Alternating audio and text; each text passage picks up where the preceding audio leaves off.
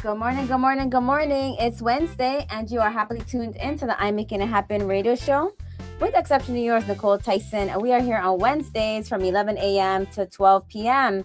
And on I'm Making It Happen, we discuss how we can make it happen in our minds, bodies, finances, business, and culture, despite the inevitable and not so pleasant challenges. And that's to ultimately allow us to realize that we have the ability to improve and maneuver every and any situation that we encounter. And of course, you know that I'm always excited for the conversation. And you have me today. And you know I'm excited for that is because I'm going to be able to share with you my parts of my trip to Nigeria. And yeah, let me share some of the parts of it. And at some point, I'm going to have some guests on from Nigeria. Not today, but another time. So, I like to connect with you guys directly at times. So we can make this a monologue or we can have a dialogue. Call in, let me know what you think. Add to the conversation. I would love to hear your input. All right, but before we get into the details, of course, good morning to everyone in the USVI, St. Croix, St. Thomas, St. John, the British Virgin Islands, St. Kitts and Nevis, and anywhere you are in the Caribbean. Thanks so much for tuning in, as well as all those listening live on reefbroadcasting.com from the East to West Coast. Good morning to you. Anywhere you're in the world, we appreciate you for tuning in, as well as those watching live on Facebook. Good morning, and I'm Making It Happen. Thank you for tuning in each and every Wednesday. And please do like and share. And leave your comments. I'll be looking at the chat group or chat area. And so, as I mentioned, we'll be talking about the Nigeria, my trip to Nigeria. So this morning, I just had to be authentically honest. I was like, I didn't even know what to talk about today, but because I'm doing so many things, and I was wondering, should I even do the show because I have so much stuff to do? But I did want to connect because I didn't say I wasn't going to be here. So I usually want to say let you know in advance when I'm here or not, or we're going to do the show or not. But I was told just now, talk about your trip. Mr. Williams like, why don't you talk about your trip? And I was like, yeah, that's right. I didn't talk about it really, right? Because we had guests when it returned and whatnot. So that's what I'll be talking about today in regards to Abuja. And when I was there, they would be like, Abuja. Like how they would say, some of the guys would be so funny. But I keep saying that I'm in awe. I'm just in awe of the similarities between us and those in the West Africa. I can't say every part of Africa because I was talking to some individuals who have traveled to other parts of Africa, and they did not see the similarities of our culture as I experienced and what I shared with them, right? And so like, oh, okay, well, maybe this is the difference. And then you have to think about it. Well, what parts of Africa were slaves kidnapped and enslaved? And that was, I think that was West Africa. So I have to don't quote me. And if you know better, then I'm open to a conversation. All right. So you could definitely chime in. But I've had really good conversations with young individuals, older individuals, regards to my experience and what their knowledge is about different things, and just vibing, especially with the individuals in Nigeria. I just got a call, like I said before. I still get calls. They text me almost every day. I did a video call with one of the security individuals there that was securing the venue that we were at, the head of security. We became friends. And just different individuals just on a regular communicating, which is so wild and awesome with technology as it is that we have now. It's amazing. And so, yeah, I'm in awe, and I'd like to get into that in a few. But what I'm going to do, I just rhymed. I haven't said it in a long time. But what I'd like to do is take a break. Short break, okay? Don't go anywhere. I'm just going to do these 2 commercials, and we'll be right back.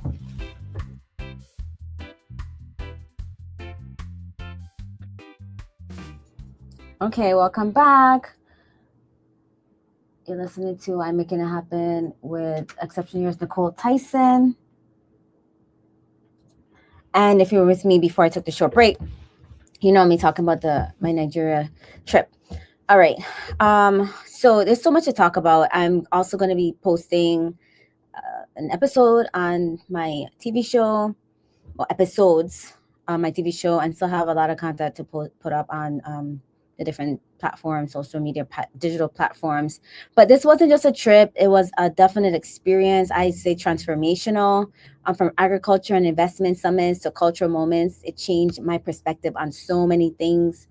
And so I'm just gonna, try to break it down a little bit. For those who don't know, I did travel to Abuja, Nigeria, in the latter part of March into April, and I was invited by the government of St. Kitts and Nevis, along with a Nigerian private company called Aquarian Consult, and I attended the Afri-Caribbean Agriculture and Food, Afri-Caribbean Investment Summit, the Aquarian Consult Afri-Caribbean Investment Summit. And like we talked about, it was about investments, mostly about agriculture. Initially, it was about agriculture because the individuals that were highlighted were the farmers. Actually, were on the trip throughout the Caribbean. It's a certain organization, and they brought a lot of the farmers over there.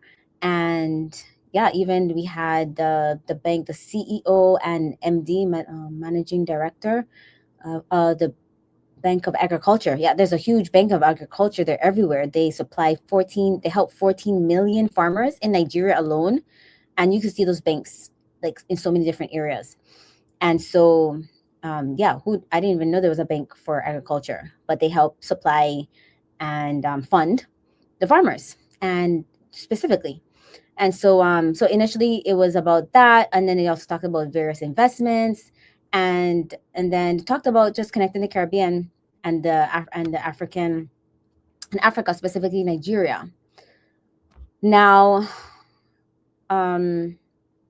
what I was not aware or expecting was to talk about their upset around the slave trade and their passion to connect with the African diaspora, which is us.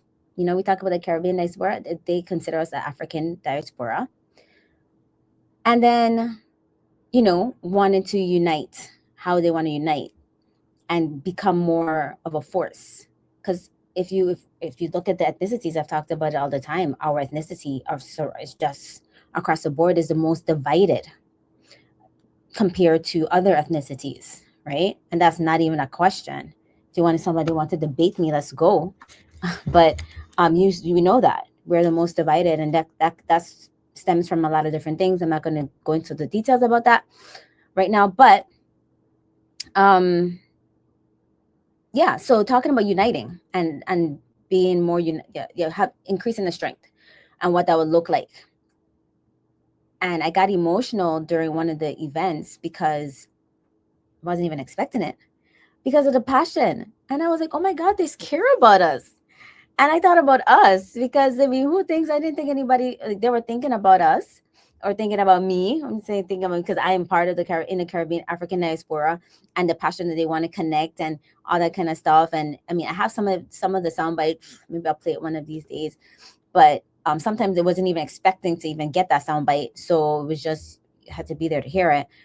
But it was just amazing to know that the West Africa, West Africans are interested to connect. All right, so let me get off of that and let me get into some structure of this conversation. Let me look at my notes real quick. All right, so who attended? There were many islands, delegates, business individuals, entertainers, media individuals, and the like that were a part of that delegation. It was over 100 people. Initially, when I was going, I was not aware it was going to be that many people. I was given a list of 10 people when I asked of who's going on this, on this endeavor, and looking at the conference and trying to learn as much as I could. I wasn't aware it was going to be this big. And it wasn't until I hit St. Thomas and the pilot, I wanted to make sure my bags. So I'll just give you the rundown. So it was a lot to get prepared and just, confirming everything. And trying to get prepared with all the equipment I might need, and because I'm going to be over there not knowing how connectivity and Wi-Fi and just outlets and power, not knowing a lot, right? I tried to do as much things in advance that I could purchase to reduce any interruptions in what I needed to do. And so I thought it was a small group. And but when I hit the airport in St. Thomas, and my pilot lives in Nevis, but he flies for the airline back and forth between St. Kitts and St. Thomas, and sometimes St. Croix when he's on the Nevis flight. And I was making sure my bags were on the plane because I was getting a lot of static from one of the counter reps about my bag not possibly making the flight. And I was like, look, you got to make sure my bag is on that flight because there's no way you could get my bag in time. I'm going to Africa tomorrow. And so you need my bags need to be on that plane. And they were like saying, oh, the flight is full and we might not. I said, look, I don't care how full this flight is. You guys need to get my bags on that plane. And so anyways, when I get on the plane, I asked that pilot, thankfully, motions for me to sit next to him because they were choosing the seats. And so he says, he wanted me to sit next to him. So I sat next to him. And then when everything was settled, everybody got on the plane. I said, can you make sure that I need to make sure my bag was on this flight because I was having some issues at the counter saying they might not make it. And I have to have my bag. So I'm going to Africa tomorrow. And he was like, well, first of all the bags are on the plane because he made sure he didn't leave any bags because he's in charge of that. I was like, okay, awesome. And then second of all, he said, how you get on that trip? I said, well, you know about it? He said, everybody in St. Kitts Nevis know about it. The prime minister did a press conference. I was like, oh, wow, I didn't know it was that big. He's like, yeah, he had a press conference on a Wednesday about the trip. And I was like, oh, okay, great. Still didn't even really know it was that big until I got to the airport in St. Kitts. Because the flight, like I mentioned, it was a charter flight direct from St. Kitts into Nigeria, Abuja, Nigeria. So when I get to St. Kitts and I land, I see these people with signs and all these people coming off on these other airlines, these Caribbean airlines. And I'm like, wait, I'm part of that. I'm part of that group. But I already had a ride and everything. I frequent St. Kitts, as you guys know. I have family, so I already had a ride. So I wasn't a part of that, needing the signage. But I went up to them, introduced myself. And then I just saw droves of people coming off the other planes. And I was like, wait, this is huge.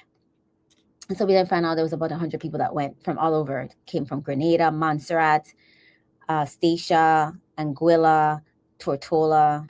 What else? Did I say Grenada? I think I said Grenada. St. Vincent and Grenadines. Of course, St. Kitts and Nevis. And there was some other islands on that trip, but they all had their own delegation. And so I was like, wow. Usually when I do work with St. Kitts, it's always more than expressed, and I just have to figure it out as I go. And so it was amazing. So that's how I ended up learning about how big the trip was. I wasn't expecting it to be so big. I didn't expect it to be such a huge plane, but there was a lot of Caribbean people. Now the interest for this trip was, as I mentioned, to connect the Caribbean with Africa. Now, why this is happening? The president, because of the tariffs, has caused a lot of issues for different islands in regards to the tariffs and whatnot. And so now they're just trying to look for their own connections.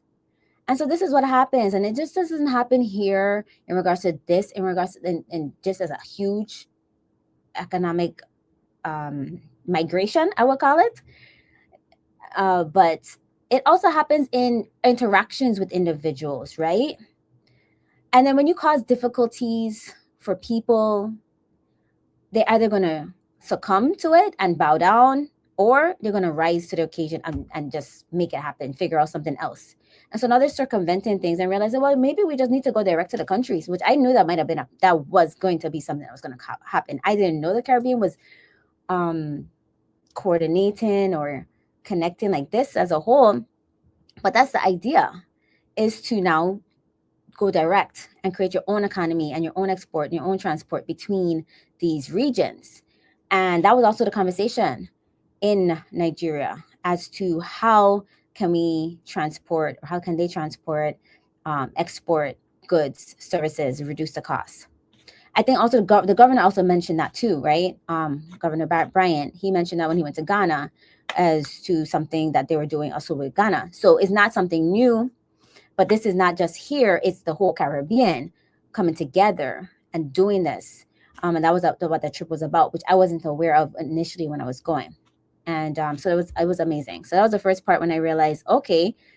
And then being in the conference and listening in and just, being keen to figuring out who different people were.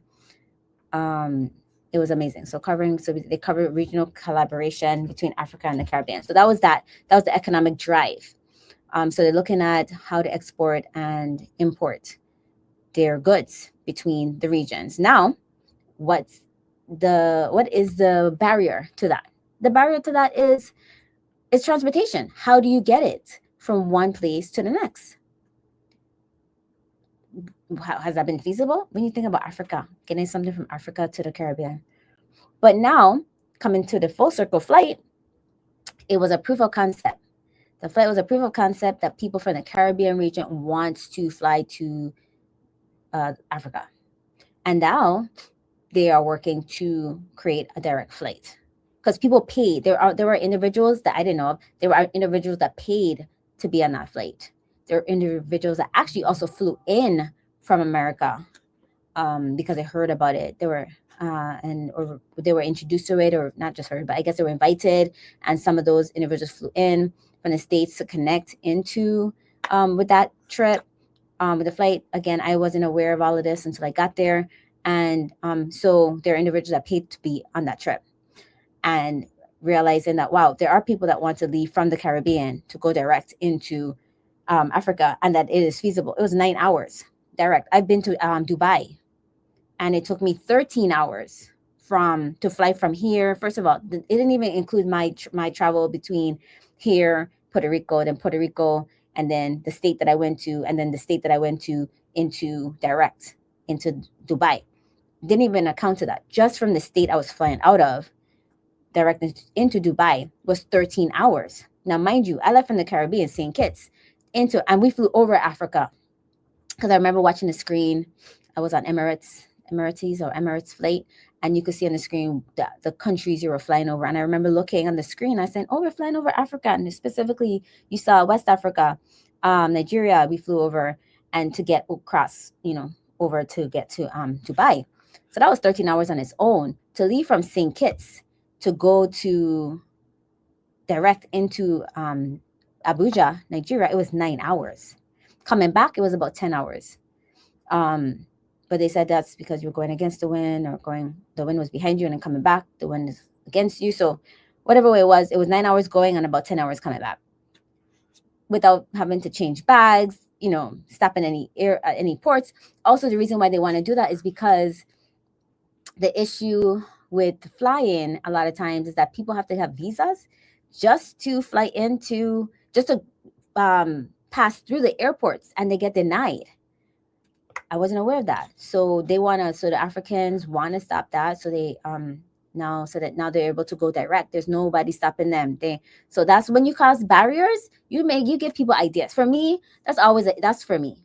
When barriers show up for me, I always try to figure it out.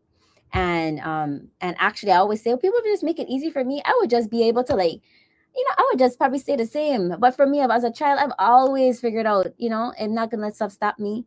And it actually makes you figure out things better and bigger, and do it in another way you never even thought about. And so that's what the president has done. Galvanized, has turned the minds and started them in their think tanks to figure out how they can make it happen direct. And huge movement that over 100 people throughout the Caribbean went to Nigeria. All right, so that's that. Let's see what else. So that was the initial thing, business, right? Food security, agriculture and food security. But the wasn't just a travel. So they built bridges between the regions. And then I learned not only with the business part of it, I found about the history more, our culture, and other opportunities. So, first impressions when we landed, it was a very dry country. From looking over, flying over Abuja, very very dry. Hardly any trees. It just looks like red, yeah, red to orange dirt. Um, but when you get there, it's very modern. When we landed, the airport was beautiful, vibrant, and it was just beautiful. A beautiful airport, huge airport as well. And security was tight and everything flowed. They was very structured about us. We knew our buses. We already had our itineraries, what buses and hotels we were going to be at. The hospitality was awesome. And it was just amazing to see the hospitality, the experience of hospitality. And like I said, it was bigger than I expected.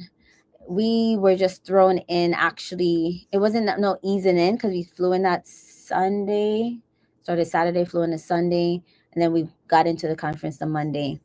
Um, and the culture just started to experience it from the beginning. The first night, food was hot, spicy. I couldn't even eat it. I wanted to eat Chinese food. They put pepper in everything, even the burger. You have to tell them, don't put it in the burgers. So who puts spice, hot sauce? Not even hot sauce. I don't know what it is. I think it's those peppers that are hot. They eat that with everything. So if you like hot food, go to Nigeria. Let me see if you could take it.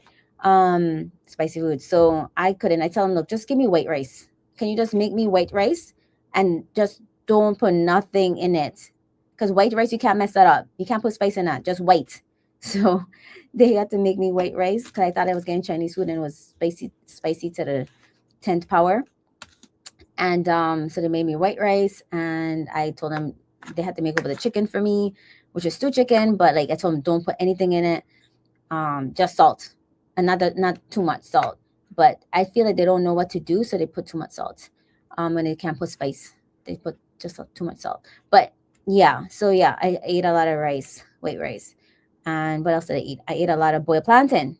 So they had the boiled plantain. They had fried plantain. For the breakfast, they always made sure we had the breakfast. That's what I mostly ate. I didn't eat lunch because lunch, everything was spicy. I ate a lot of noodles because they didn't really put spice in the noodles. And then when I came back in the evenings, I would eat because I just couldn't take the food. It was too spicy for me. I'm still trying to gain back my weight because I was not eating very well at all. But again, because of spicy food. All right, so if you're just tuning in, I'm talking about my trip to Nigeria and the similarities and what was the mission, the vision, and also the similarities. Talked about the mission and the vision, and talk about some key themes. I already talked about the key themes: agriculture, food security, investment, the collaboration between the Caribbean and Africa. I spoke about the opportunities for exporting, importing, and the innovative ways that they're looking at doing that, and the partnerships, of course. One thing, if you didn't know, St. Kitts now doesn't have a visa. You don't need a visa to get into Nigeria. And also, I think I saw something in the news, Grenada is doing that too. But a lot of islands have waived their visa requirement. So Nigerians can fly into St. Kitts and Nevis without a visa, and vice versa, as well as some other islands. They were actually also signing a lot of agreements there. So it wasn't just talk, it was actually action. And they were already galvanizing ways to do certain things. Now, the conversation also included, how not to compete, how islands don't compete against each other, but they work together so that everybody succeeds.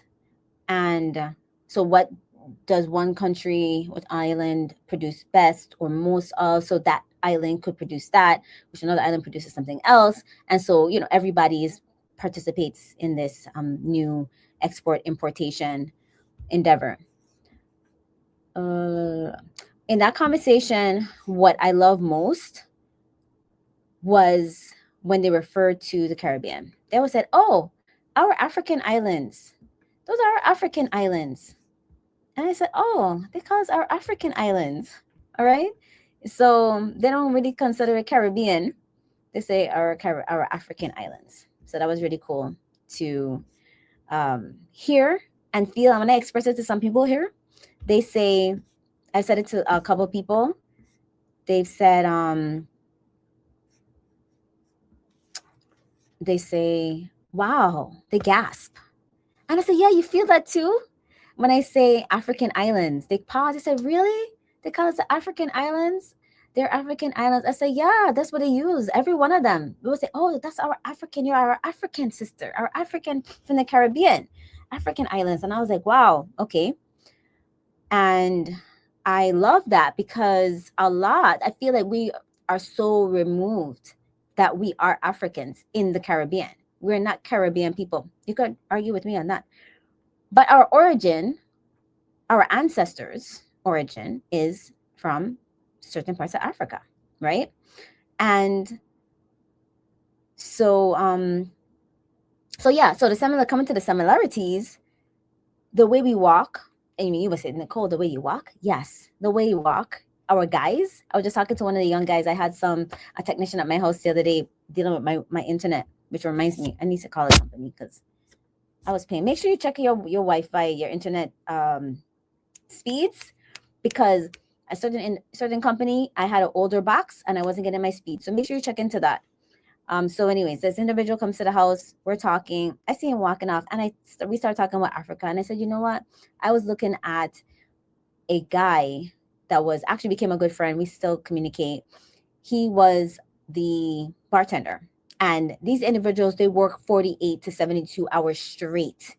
And they get like $100 a month, if that, 100 US. And we all became really cool because they were always there.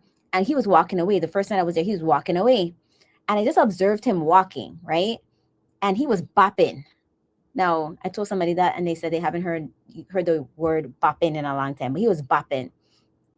Walking, he's bopping, like, just like a swag, but it's normal, his walk. And I said, but he looked like my guys at home. You think the small things that you don't even think about. And he just reminded me of home. And that was my first night there. And I said, wow, is this, did we get that from them? No, they can't get it from us. They never even heard of St. Croix. They never even really heard of the Caribbean. This individual in the bar, at the hotel. Now at the conference, yeah, they've heard, more individuals that have more exposure to the worldly things. They knew about the Caribbean. But this individual at the bar that's just working in this hotel had never heard of St. Croix, a lot of the islands, none of that. And so he's just walking. So, wow, do we get that? Our guys, we got that. It's just innate, I'm going to digress for a second. When I was in college or somewhere in the States, a white person, Caucasian, I don't like usually white, a Caucasian told me that I don't act black, right? Now, mind you, I told him I don't have to act black. I am black. Now, I just still don't subscribe to the color black because I'm Caribbean African American. But for easy reference, I told the person, I don't have to act. I am. All right. And so it goes back to the point is that it's just innate in us to do and be certain ways. And that's what I saw when I was in Nigeria. It was just innate. The mannerisms, the cordialness, the greetings, it was just all there. And yeah, and even in the arts, we use rattan here. They call it rafia. I didn't understand what the person was talking about at first, but they kept saying, I went to a industrial place, industrial art district. And the individual, he makes all these beautiful rattan items. And he kept saying, rafia, it's rafia. And I was like, what is that? So he showed it to me. And I said, oh, I think we call this rattan. And I mean, just even to that, how do we like rattan so much, right? So we have to really look at where our interest comes from, and that we are Africans to the core, and that what we think is Caribbean is actually African. And we are Africans in the Caribbean. And we have held the culture so much more than those in America, of course. It's not the same culture, right? We're Americans in the Caribbean due to the country that purchased the territory. But we've maintained the culture so that is a difference. And so we've made the culture throughout the Caribbean. And in some islands, I've seen it more. Like in Dominica, when I'm in Dominica, I see it more in certain areas, like how much of the African culture it just they ascribe to more in certain areas, right? And so yeah, that's what I found out. That's what I learned. That's what was my experience, and that's a real like kind of gist of my experience. It was just full circle. I feel like it was a piece that was missing that I didn't even know was missing to connect, and it has just broadened my perspective on so many things in regards to who we are and our identity as individuals.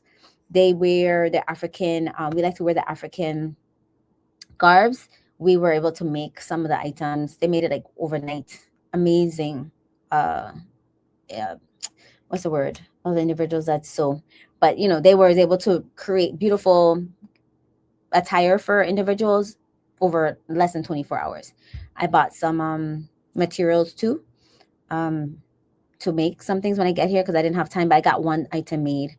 But yeah, they wear that on a regular, their African wear. And let's see. Yep, so it was great. It wasn't, to me, everything was paved. It was modern where we were. I did see some poverty in Abuja. It was saddening to see that. But of course, I'm sure they didn't take us to the areas that wasn't the best areas. But just driving to different areas that you did see poverty. I saw a woman actually sad, and I still think about her, and I could figure out where to find her if I actually have been thinking about that person, that woman. She was in a median, and she had a toddler. She was on a blanket in the median of the road, and she was on a blanket with a toddler. They looked like 2 years old, and then she had a baby crawling. They were homeless. That was sad. That was really sad to see. And who helps them, right? And yeah, that was my experience. There's so much more to talk about. Let's see. I'm going to take a break real quick, gather my thoughts, and then I'll be closing out. But that was some of my experience with being in Abuja, Nigeria, as a result of traveling with the St. Kitts government, along with many islands to to Abuja, Nigeria, and what they are looking to be a part of, this economic migration or interaction between the regions in entertainment, agriculture, and more. And then people were just doing individual business connections. And so it was just amazing to see the connectivity and the interests. All right. And yeah, so I'm gonna take a break. When we get back, I'll be closing out. Thanks for joining me.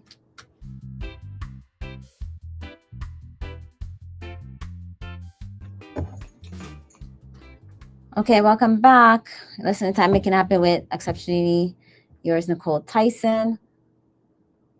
And as if you're with me before the break, we're talking about a trip to Africa. Now, one of the things I wanted to also mention is that, they talked about the slave trade, right? So two things I want you to, somebody note me. Let me note myself. Okay, slave trade, calling people Africans slaves. And then, okay, so one of the things, before I kind of lost my thought, but one of the things is that I was communicating with somebody from West Africa, and I'll be posting the content again on my platforms. But time has just been running so fast, and getting caught up since I've been back has been a lot. But even in Africa, they were talking about, the slaves, when you went to the point of no return, when they took the slaves, the girl I was talking to, Effie, she says, and I have it on video, she says, yeah, the slaves, when they took them to the point of no return, and they took the slaves. And I said, slaves? They weren't slaves. And she looked at me, she says, yeah. And then she caught herself. She says, oh my God, you're right. They were Africans. And this is me in Nigeria having this conversation during lunch, and I recorded it. And she was like, they were Africans. Yes, I would say they were Africans and they were enslaved. They were enslaved. They were not slaves. So even though we have to change our verbiage about a lot of things. Another thing about the narrative, that's what I wanted to remember. That brings me to what I wanted to think about, the narrative about selling, who sold who, right? That came up as well. Now, the conversation is they're saying they were not sold. They did not sell any of their people. There has been conversations that I've heard, and I think I even saw a movie that showed that, Africans sold Africans. They're saying in Nigeria, anyways, in Nigeria where I was, they said that didn't happen. Now, let's see. Selling, and then why are we so afraid? Okay, so I'm making notes of myself. All right, so that was a conversation. Well, where did that come from? Is it true? Who's to believe? Where did that story come from? And why are we proliferating, like continuing it? So that was also something like, what? Huh? No? Okay. And then they asked, well, who came up with these stories, right? Another thing I wanted to mention is that I was even talking with Mr. Williams before he left about something. I forget who he's talking about that's afraid to go to Africa. Why are we afraid to go to Africa? I was afraid. I was concerned. And most people I spoke to were like, oh, don't let them kidnap you. No, don't let them. It was so many. I was praying. You guys have no idea. But I was like, look, feel the fear and do it anyway. And like I let everybody know I was going. So I told everyone up to the governor, if send what did you tell them? Send the cavalry for me, okay?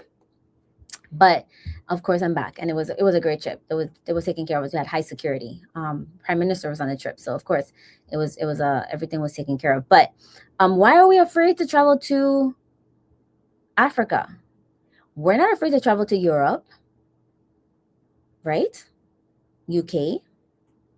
But we're afraid to travel to the continent with all the Africans, with the Africans.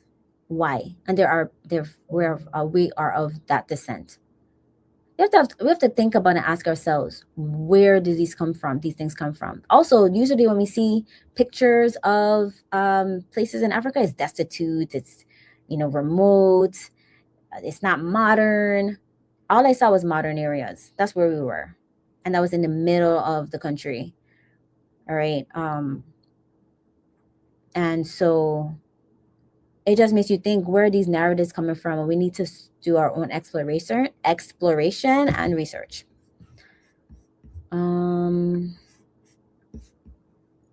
So those are just things for you guys to think about, that I thought about, and I still think about. But overall, it was transformational. I saw mango trees, neem trees, the flamboyant trees, bougainvilleas, everything we have here, I saw it there. And they call it the same things. No differentiation in the terms. So I was like, well, did these things come from Africa too? I never thought about where mangoes came from. They were picking them, but they were picking them green. But yeah, they were picking them. And the bougainvilleas was all over the place, and the neem trees, and they even mentioned the neem tree. I said, yeah, I know the neem tree. We have that. That's where mosquitoes, the house, guard off mosquitoes and stuff. And yeah, these are the things that they have in masses there. So we just have to think about really who we are. We are Africans in the Caribbean, and we've held a culture. Don't even know that we've held a culture. It's just gone on. We just continue the culture without even thinking about it. You drop you guys in West Africa, you will be able to, function. I mean, you will be able to. Plus, they had power outages. We're used to that. So, it's really cool, and I do encourage anyone to do that. Of course, be safe and smart about your travels, but definitely, even when I was going to Dubai, my mom was really scared about me going. She told me all kind of stories.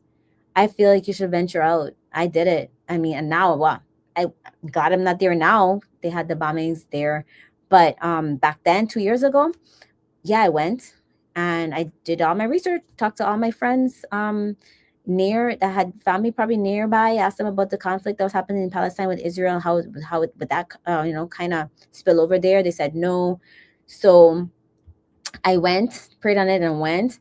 It's always a chance for something, but just basically always pay attention to the news, and also make sure you register with the embassy, and so they know that you're there. But I always feel like you should explore, even now as kids, that leave to go to school. I always say you should travel and then come back.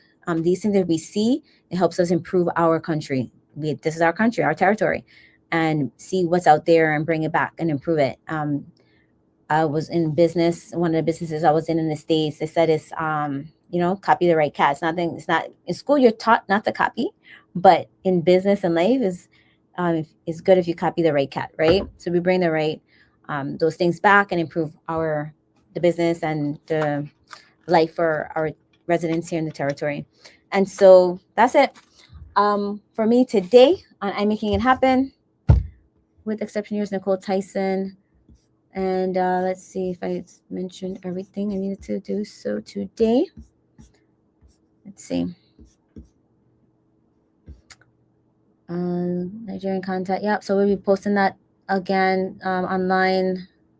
And the TF for tuition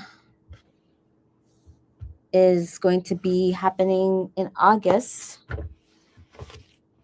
don't even know where my phone is. I need the dates. I think it's the 22nd and 23rd. Let me look at my website. Hold on. Go to makeithappenfoundation.org. We're also still looking for students. We helped a student. Let's see the date of it. Yeah, the 22nd and the 23rd at the Carambola Golf Course. Go to makeithappenfoundation.org. We are welcoming our sponsors and people for a raffle, and we'll be mentioning our sponsors, those who we have for this year for sponsors so far. We helped.